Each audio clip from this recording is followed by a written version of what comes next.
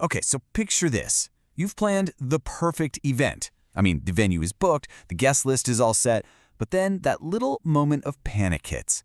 How do you actually ask everyone to come? The words you choose, they can set the entire tone for the whole thing. And getting it wrong, well, it can feel like a total social minefield. Right? Whether you're planning a black tie wedding or just a casual backyard barbecue, the way you invite someone says everything about the event and about your relationship with them. But hey, don't worry, there's actually a pretty simple code to all of this. Once you master it, you're never going to second-guess sending an invitation again. So it really all boils down to two fundamental paths. You've got your formal invitations and you've got your informal ones. Now, you should think of them less as right or wrong and more like different tools for different jobs. Your choice just completely depends on the occasion and, of course, who you're talking to. And this is really where we see that huge shift in style.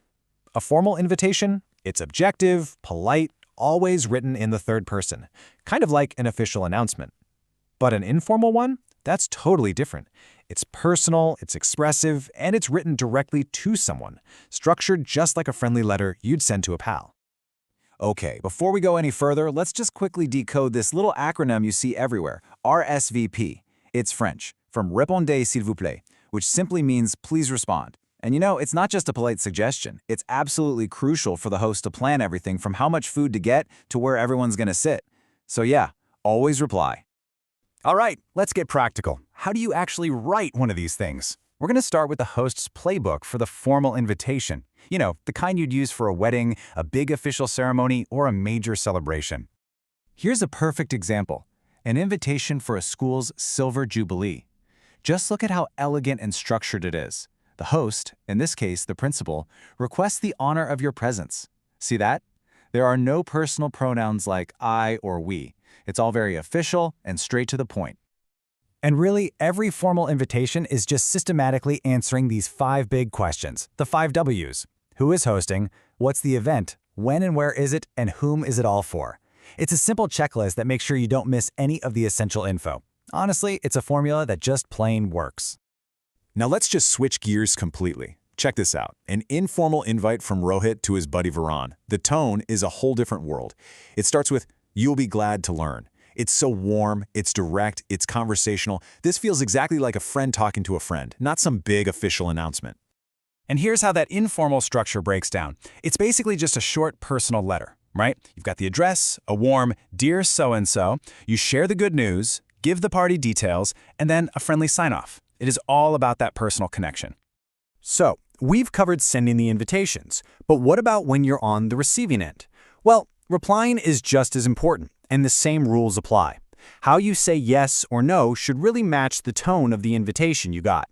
Let's take a look at how that works. When you're replying formally, you want to mirror the invitation style. Notice how both the yes and the no here are in the third person.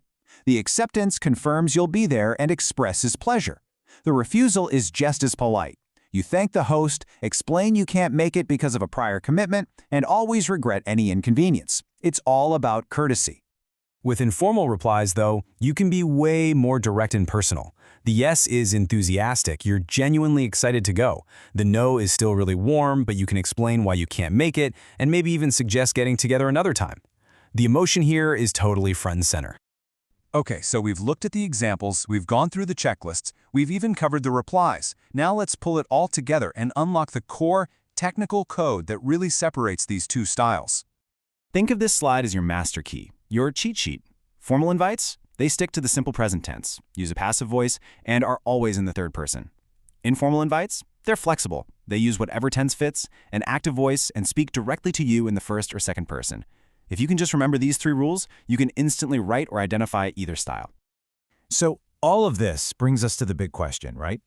In our world of super quick texts, DMs, and digital evites, do any of these formal rules even matter anymore? Or are these timeless rules of courtesy just adapting, taking on new forms in the way we all communicate today? It's definitely something to think about the next time you go to hit send. Prepared by K. Rajendra Prasad.